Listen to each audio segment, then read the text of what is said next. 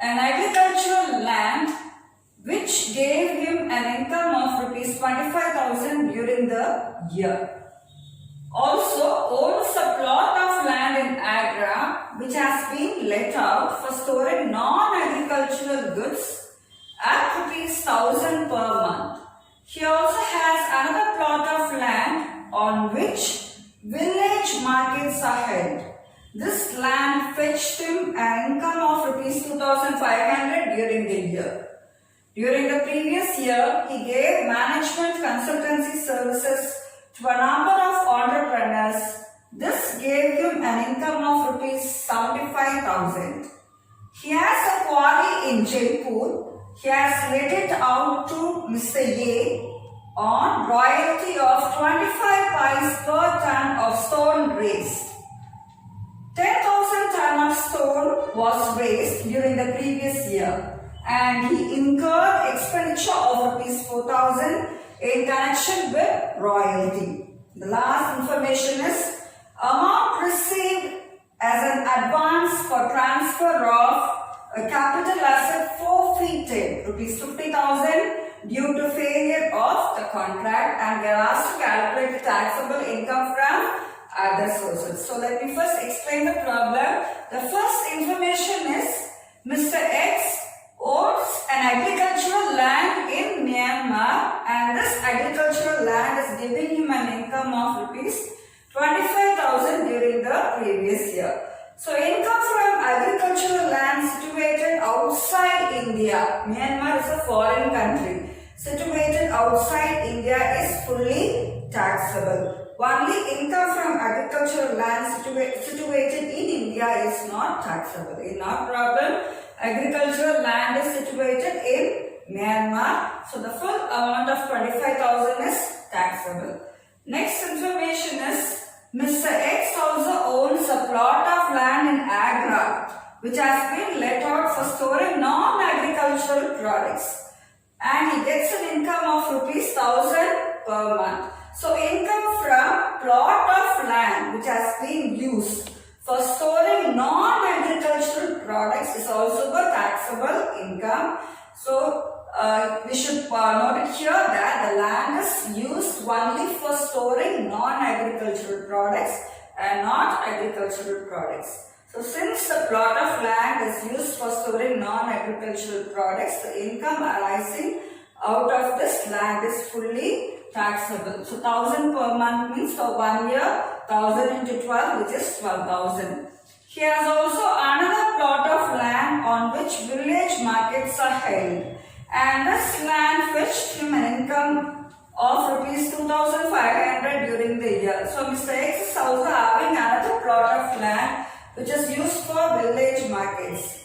And income from village markets comes to rupees 2,500. So income from village markets, ferries and fisheries are taxable under the head income from other sources. So the entire amount of rupees 2,500 is taxable. The next information is during the previous year, Mr. X gave management consultancy services to a number of entrepreneurs and he has earned an income of rupees 75,000. So this remuneration is also taxable under the head income from other sources. The next is Mr. X is having a quarry in Jaipur and he has let out the quarry to Mr. A at a royalty of 25 pice per ton of stone raised, and regarding the tonnage of stone raised, 10,000 ton of stone was raised during the previous year. So royalty income is taxable and Mr. X has also incurred expenditure of rupees 400 in connection with royalty. So any expenditure incurred for collecting royalty can be claimed as reduction. So this 400 can be claimed as reduction from royalty income. And the last one is amount received as an advance for transfer of a capital asset forfeited. Rupees 50,000 due to failure of the contract. So any advance money forfeited for transfer of a capital asset is taxable under the head income from other sources. So let us now look at the solution part of the problem. Calculation of taxable income under the head income from other sources for the assessment year 2019 to 2020. The first one is income from agricultural land in Myanmar, which is situated outside India, 25,000. Income from plot of land in Agra used for storing non-agricultural products, 1,000 per month he is receiving as income. So for 12 months it is 12,000. Income from plot of land used for market, 2,500. Income from management consultancy services, 75,000. Royalty income from quarry, so 0.25 pies into 10,000 ton of stone raised, which gives them an income of rupees 2,500. And from this royalty income, Mr. X can claim deduction for expenses incurred for getting the royalty income, which is rupees 400. So 2,500 minus 400 is 2,100. And last one is advance money forfeited for transfer of a capital asset, 50,000 is also taxable under income from other sources, and the total taxable income from other sources comes to rupees 1,66,600. Mr. Y is a member of parliament from Agra. During the previous year 2018 to 19, he had the following incomes. As a member of parliament, he received salary of rupees 4,000 per month and daily allowance of rupees 20,000 for attending various sessions. He also held the following investments. First one is 10% fixed deposit of rupees 10,000 held by him in bank, and interest is credited annually to his account. Second one is he received a dividend of rupees 500 from a cooperative society. The next information is he won rupees 8,000 in crossword puzzles, and on 1st September 2018 he purchased a plot of land for constructing a house. Due to shortage of funds, he could not get his house constructed and hence let out the plot of land for rupees 150 per month from 1st November 2018. He has also let out machinery, furniture and also building to Mr. X at a monthly rent of rupees 5,000. He spent rupees 1,500 on repairs, furniture and building during the and depreciation allowed in respect of these assets during the previous year is rupees 10,000. We are asked to compute taxable income from other sources. First, let me explain the problem. Mr. Y, the assessee, is a member of parliament, that is, he is an MP. So, as a member of parliament, he is receiving salary of rupees 4,000 per month. So, salary received as a member of parliament is taxable only under the head income from other sources. And regarding daily allowance received by MP, daily allowance received by a member of parliament is exempted from tax as per section 10 subsection 17. The next one, he held the following investments. First is fixed deposit. The rate of interest on fixed deposit is 10% and the amount of deposit is 10,000. So the amount of interest, that is 1,000, is taxable under the head income from other sources. The next one is he is receiving a dividend of rupees 500 from cooperative society. So dividend received from a cooperative society is taxable under the head income from other sources. Only dividend from a domestic company, that is from an Indian company, is not taxable. The next one is he won rupees 8,000 in crossword puzzles, that is winnings in crossword puzzles comes under casual income. If the word won or winnings are given, then it must be taken as gross income and not as net income. So winnings from crossword puzzles, rupees 8,000, this is taken as gross winnings. So there is no need to gross up again. The The next one is on 1st September 2018, Mr. Y is purchasing a plot of land for constructing a house, and due to shortage of funds, he could not construct his house. So he is letting out the plot of land at rupees 150 per month from 1st November 2018. So Mr. Y is letting out the plot of land for rupees 150 per month only from 1st November 2018. So we have to calculate rent from 1st November 2018 till the end of the previous year. It is 31st March 2019. So we are going to calculate rent for 5 months. The next one is, he has also let out machinery, furniture and also building to Mr. X at a monthly rent of 5,000. So rental income by letting out of machinery, furniture and building will also come under the head income from other sources. And he spent rupees 1,500 on repairs of these assets, and depreciation allowed on these assets during the previous year is rupees 10,000. So regarding repairs and depreciation on let out plant, machinery, furniture or building, these expenses and depreciation can be claimed as deduction from the income let out. That is from the let out income from plant, machinery, furniture and building. Let us now look at the solution part of the problem. Calculation of taxable income from other sources for the assessment year 2019 to 2020. So the first one is salary as an MP. As an MP is receiving salary of rupees 4,000 per month. So for 1 year it comes to 48,000. And daily allowance received by a member of parliament is exempted from tax as per section 10. Subsection 17. The next one is interest on fixed deposit in bank. Amount of fixed deposit is 10,000 and rate of interest is 10%. Therefore, interest on fixed deposit in bank is 1,000. Dividend from cooperative society is taxable under income from other sources.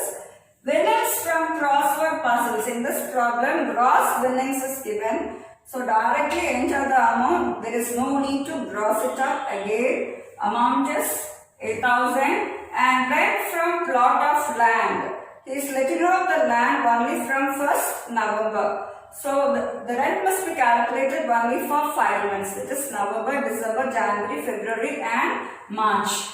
So rupees 150 into 5, 750. The next one is rental income from machinery, furniture and building is also taxable under the head income from other sources.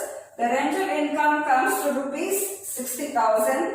From this rental income, the assessee can claim deductions for repairs and depreciation for these assets. So repairs 1,500 and depreciation on these assets comes to rupees 10,000. So the total amount of deduction can be claimed by Mr. Y is 11,500. So deduct 11,500 from 60,000. The balance rental income is 48,500. Therefore, taxable income from other sources comes to rupees 1,06,750. Mr. B is a professor of economics and a resident of India. He submits the following income for computing taxable income from other sources for the assessment year 2019 to 2020. The informations are: he is an author of textbook for schools which fetched him gross royalty of rupees 45,000.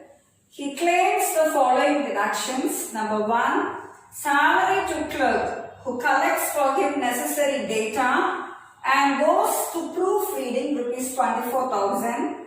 The next one is telephone expenses rupees 1,200 attributed to, that is related to publication and sale of his books and in connection with printing of the book.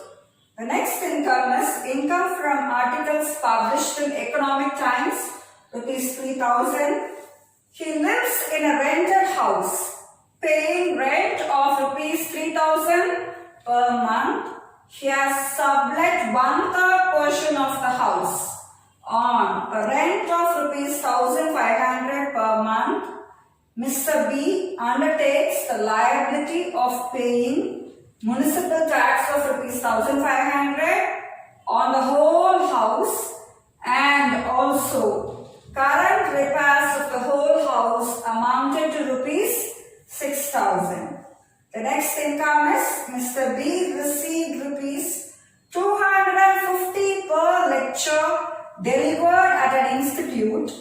During the previous year, he delivered 24 lectures.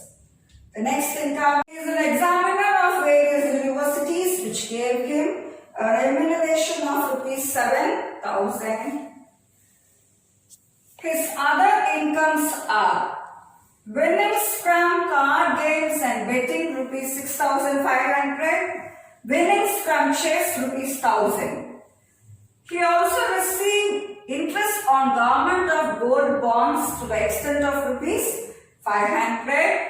He received rupees 2,000 as dividend from a company in which public are substantially interested by account payee check. So first let me explain the problem.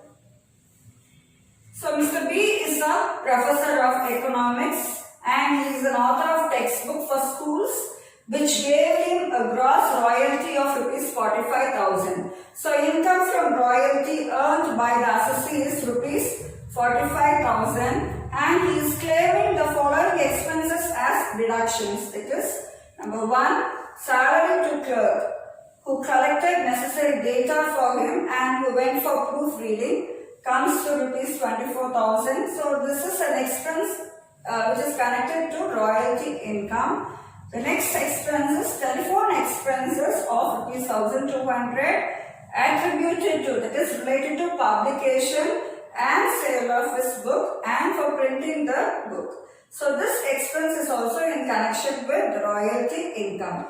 These two expenses can be claimed as a deduction by the assessee from the gross royalty income of rupees 45,000. The next income is income from articles published in Economic Times, rupees 3,000. So he is earning an income by publishing articles in Economic Times. So this income is taxable under the head income from other sources. The next one is he lives in a rented house. That is, Mr. B is living in a rented house by paying rent of rupees 3,000 per month. So rent paid by him for the whole house is 3,000 per month. What Mr. B is doing is he is subletting 1/3 portion of the house. Of the total house, he is subletting 1/3 portion of the house at a rent of rupees 1,500. So income from sublet portion, we should take only the income from sublet portion for taxability in case of income from other sources. So income from sublet portion comes to rupees 1,500 into 12, which is 18,000. Mr. B undertakes the liability of paying municipal tax of rupees 1,500 on the whole house and also current repairs of the whole house amounting to rupees 6,000. So regarding these expenses, the assessee can claim deduction for these expenses related to the sublet portion, that is related to 1/3 portion, and he can also claim deduction for the rent expenditure for the sublet portion. The next one is Mr. B received rupees 250 per lecture delivered at an institute and he has delivered 24 lectures during the previous year. Received by delivering lectures is also taxable under the head income from other sources, and he is an examiner in number of universities and the universities have paid him a total remuneration of rupees 7,000. So this remuneration received from universities is also taxable under the head income from other sources. And his other incomes are winnings from card games and betting rupees 6,500 and winnings from chess rupees 1,000. Both these incomes are casual incomes, and in this problem the term winnings is given. So if the term winnings is given, it must be taken as gross winnings, so there is no need to gross it up again. The next income is he has received interest on Government of England bonds rupees 500, and this interest is also taxable under the head income from other sources. And the last one is he is receiving rupees 2000 as dividend from a company. Dividend from a company is exempted from tax. Let us now look at the solution part of the problem. Calculation of income from other sources for assessment year 2019 to 20. First is royalty income from books. The gross royalty income is 45,000, and from this income the assessee can claim deductions regarding the expenses incurred by him. So that is salary to clerk 24,000 and telephone expenses 1,200. Total amount of deductions is 25,200. So the net royalty income is 19,800, which is taxable. The next one is income from articles published in Economic Times, which is 3,000. Next is income from subletting of house. So rent received for sublet portion. First take the rent received for the sublet portion. So rent received for sublet portion is 1,500 per month. So 1,500 into 12, 18,000. So from this rent received for the sublet portion, you can claim the following deductions. That is rent paid for sublet portion. Number 1, rent paid for sublet portion. Number 2, municipal tax for the sublet portion, that is 1/3 portion. And number 3, repairs for the sublet portion. Sublet portion is 1/3. So rent paid for sublet portion. So rent paid by the assessee for the entire house is rupees 3,000. And 3,000, here we are going to take only the rent paid for the sublet portion. So 3,000 into 1/3 comes to 1,000. 1,000 per month. So 1,000 into 12 is 12,000. The next one is municipal tax for the sublet portion.